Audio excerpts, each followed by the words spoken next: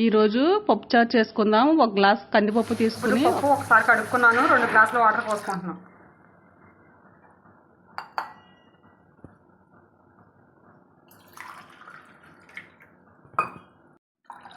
రెండు గ్లాసులు వాటర్ పోసి ఇప్పుడు కుక్కర్ పెట్టుకుంటున్నాను. 3 విజిల్స్ వచ్చేంత వరకు ఉంచుకుందాం. మనం కుక్కర్ పెట్టుకుని 3 విజిల్స్ వచ్చేంత వరకు ఉంచుకుందాం.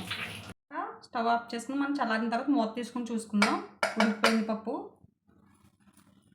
1 స్పూన్ ఉప్పు వేసుకుందాం. ఇప్పుడు బాగా కలుపుకుందాం.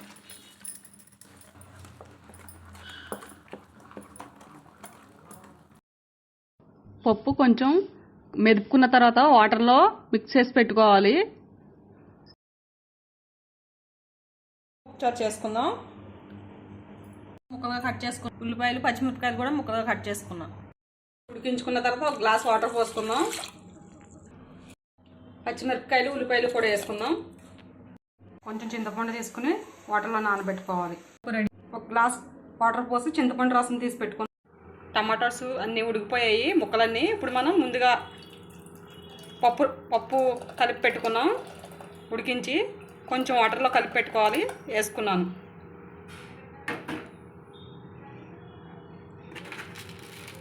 ఒక స్పూన్ ఉప్పు, 1 స్పూన్ కారం, ముందుగా ఇప్పుడు చింతపండు పులుసు తీసి పెట్టుకున్నాను కదా, అది కూడా వేసుకుంటున్నాను. ఒక గిన్నెలో తీసుకున్నది. బాగా మరిగించుకుందాం పప్పుచారు. నేను 4 గ్లాసుల వరకు వాటర్ పోసి బాగా మరిగించుకున్నాను. ఇప్పుడు పోపు పెట్టుకుంటున్నాను. తాలింపు చేసుకుంటున్నా. మీకు తగినన్ని వాటర్ పోసుకోవచ్చు. ఉప్పు కూడా కొంచెం యాడ్ చేసుకోండి. ఎల్లుల్లిపాయలు, మెంతులు, ఆవాలు, ఎండుమిర్చి, జీలకర్ర, కరివేపాకు పోపు రెడీ చేసుకుందాం. ఇప్పుడు తర్వాత జీలకర్ర, ఎండుమిరపకాయలు, కరివేపాకు పోపు రెడీ అయిపోయింది. మనం తాలింపు చేసుకుందాం.